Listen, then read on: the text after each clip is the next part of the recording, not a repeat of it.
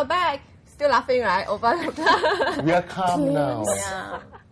Okay, and today we've had a lively discussion about concert ticket prices and how much we should pay. We should be paying for very big names. For Welsh band Manic Street Preachers, they had a concert here on Monday. At first, the ticket price was like $95, but it was slashed by half under the National Art Council's Couple Night Subsidy Scheme. Our reporter Helmi had a chat with the band before they performed. But before that clip, I would like to thank you all, thank you for coming. Us. Yeah. Any last words, I'm on happy concert? to express my love for Annie Lennox and Diana Ross. And Anita Mui. And Anita Mui. So thank you. All the great divas in the world. And Sheila's right because, we laughed at her. I'm scarred. I'm scarred by Richard and Suzanne. Scarred. Do not make fun, okay? I was a child back then. Child. How was your hair like, Sheila? Did you get the mullet? Yeah, did you tease Okay, I'll save you. mullet? And Suzanne was telling us that, she got sweat from Mick Jagger. Okay, we'll join us again next week. Enjoy the clip. For more than 2 decades, legendary rock band Manic Street Preachers has been a voice of social and political conscience. Railing against political apathy and middle-class complacency, their intelligent songs have garnered acclaim among fans and critics alike. And if you tolerate this, then your children will be next. We'll be next. We'll be next. We'll be next. We caught up with lead singer James Dean Bradfield when the band was in town recently to rock Fort Canning Park.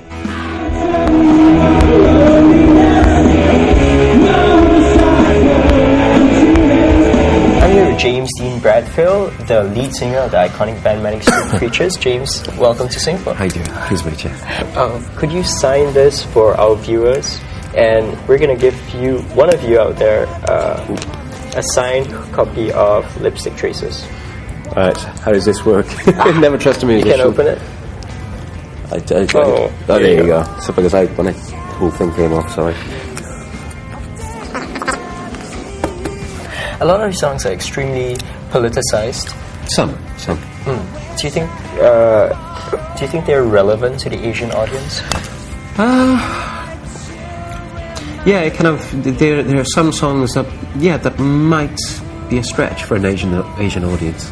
But then again, sometimes there'll be songs. I think there's a song on Know Your Enemy called "Freedom of Speech Won't Feed My Children." I think that kind of song might connect to an audience worldwide. Then there are other songs with there are other songs like Baby Alien, which might have a relevance to another audience. But I think songs like Designed for Life or If You Tolerate This, Your Children Will Be Next, especially.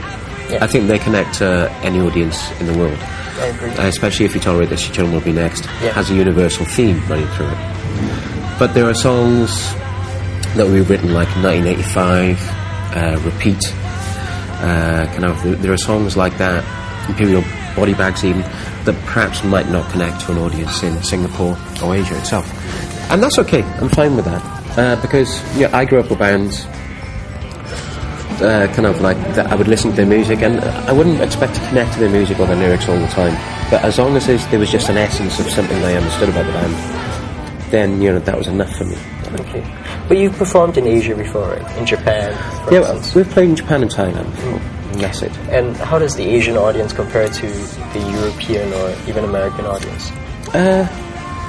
Back in the day when we first came to Japan in 1992, that was a strange experience for us because you were just talking about if an Asian audience can actually connect to some of our songs. But the one difference has been the first time we went to Japan in 1992, suddenly we had this audience in front of us who were absolutely into every lyric. So there was a language barrier and they knew every lyric and they were into interpreting the lyrics and they were actually into finding the true meaning of the lyrics. So that was a very, very strange experience for us. And the only time we've had that experience actually, where an audience were obsessed with lyrics even though it didn't personally connect to the culture. What have you heard about Singapore? The things I've heard about Singapore is that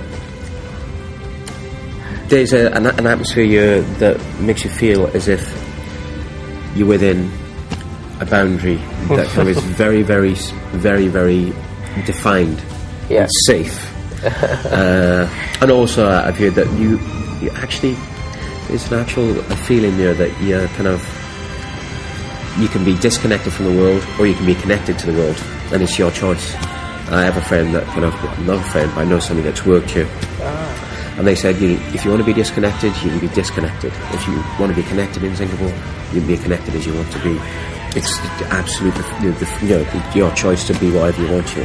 That's a very interesting observation. In fact, I mean, from the songs that you sing, I would assume that there are a lot of things in Singapore that would not sit well with you. Such as? Such as the fact that we ban chewing gum. Yeah. The fact that we have very high rate of capital punishment. Those sort of things. Things that probably Manic Street Preachers would sing about. It's really weird though, because yes, on the face of it, capital punishment is not something I could ever really, it's not something that I could say, wow, that's a good thing. But I'm kind of contradicting myself, because we have a song off the Holy Bible called Archives of Pain, which obviously is a Richie Edwards lyric. And that lyric is about coming from a left-wing background, but actually believing in capital punishment. So this is a Richie lyric. This is him. It was him talking about. Sorry, this is getting too heavy. But it was him talking about the Janus-headed philosophy, where when society becomes a bit messed up, left and right become the same. And that's what that song is about. Archives of Pain. It's about somebody from the left wing going, "What's wrong with me? I believe in capital punishment for the worst crimes." Yeah.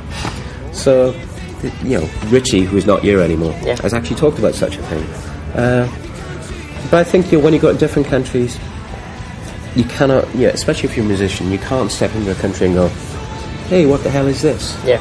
I think you've got to come to a different culture and you've got to be participant, and you've actually just got to be respectful, and then you make up your mind when you have that experience and you leave. Whilst you're here, I'm just, at the end of the day, I'm just a tourist. If I came here and actually said, "Hey, what are you guys doing?" it would just be really, really misplaced, I think.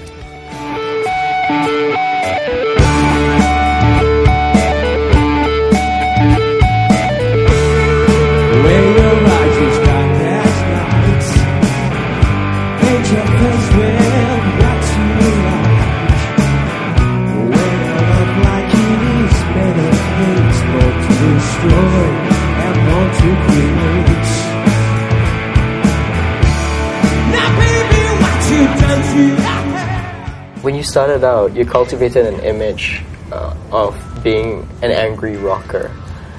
Would you say a nihilistic angry? I think there was a rocker? fair degree of nihilism. I think we were more frustrated than angry.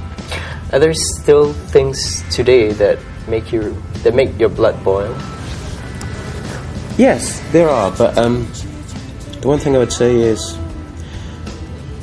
don't live in such a black and white world as I did when I was a teenager. When I was growing up in Wales, you defined yourself by your target. You defined yourself by what you hated.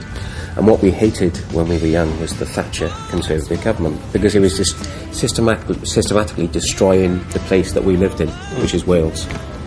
We were very proud of the culture we grew up in, which was based on trade unionism, which was based on heavy industry, and which was based on dignity through kind of hard kind of labour. And all, as we were growing up as teenagers, all those things were being absolutely systematically destroyed in front of our eyes by Margaret Thatcher. So we grew up in a very black and white world. We were kind of like old-style socialist, Labour, Welsh people, working class. And Margaret Thatcher was destroying our country, from this place called London. As a musician, you've once said that love, stability, marriage, all those things tend to impair the creative impulse. Do you still believe that? Sorry, this interview's over. I think when you're young, that's very true.